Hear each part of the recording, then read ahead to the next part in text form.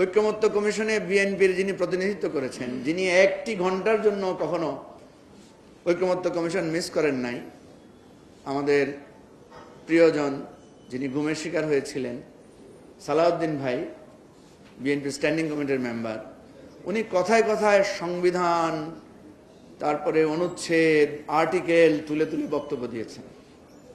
তো আমার ওনার কাছে প্রশ্ন, আপনাকে যে বাংলাদেশ থেকে ধরে তামাবিল সীমান্ত দিয়ে ভারতের শিলংয়ে পাঠানো হয়েছিল, এটা কত নম্বর আর্টিকেলে লেখা ছিল?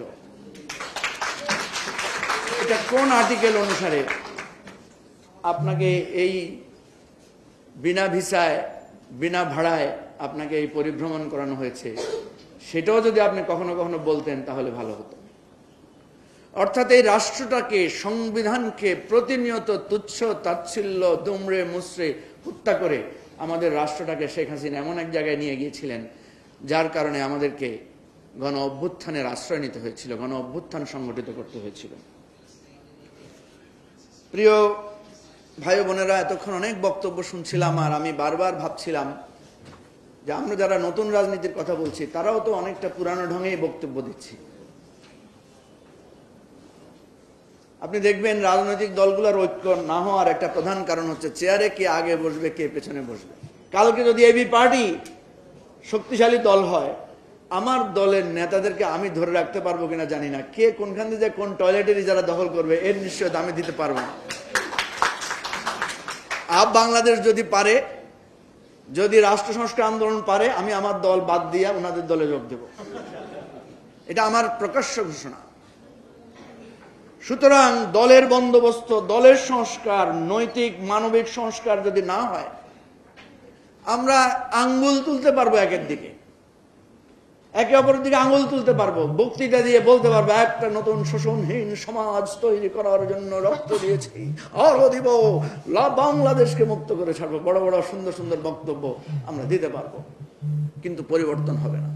বিএনপির সমালোচনা, জামাতের সমালোচনা, এনসিপির সমালোচনার চাইতো এমন একটা রাজনীতি করা যায় কিনা একদিন আমরা দাঁড়িয়ে শুধু নিজেদের সমালোচনা করব।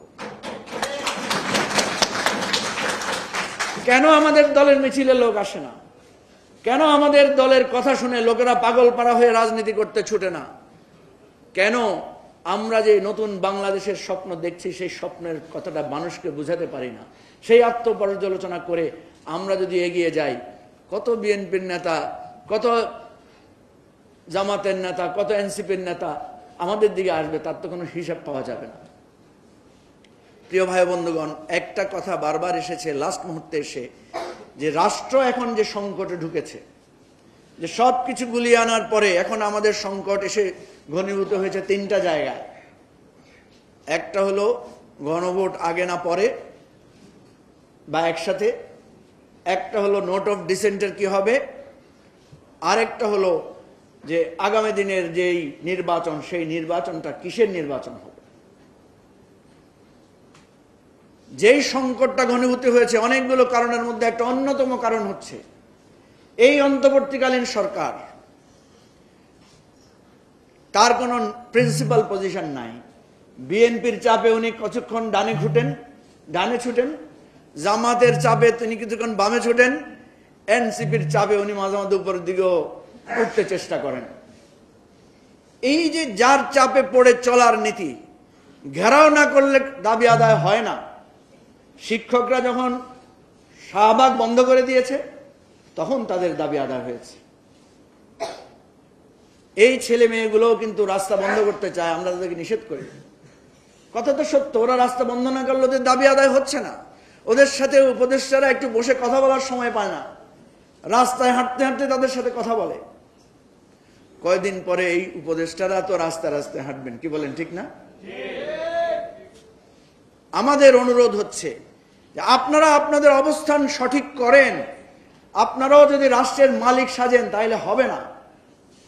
আপনাদেরকে মানুষের দুঃখ দুর্দশার, মানুষের প্রয়োজনের কথাগুলো শুনতে হবে। সেজন্য বলছি বিকল্প হাজির করতে হবে। যে আলোচনাটা আমাদের আন্দোলনের সময় উঠেছিল, তুমি কে আমি কে, বিকল্প বিকল্প, আসলে কি বিকল্প হতে পেরেছি আমরা?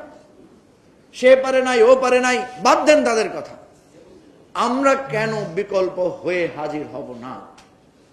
সেই চিন্তার জন্য আমরা বলছি আপ বাংলাদেশ, রাষ্ট্র সংস্কার আন্দোলন, এবি পার্টি, আমরা আস্তে আস্তে নিজেদের মধ্যে মত বিনিময় শুরু করেছি। আমরা একসাথ হয়েছি।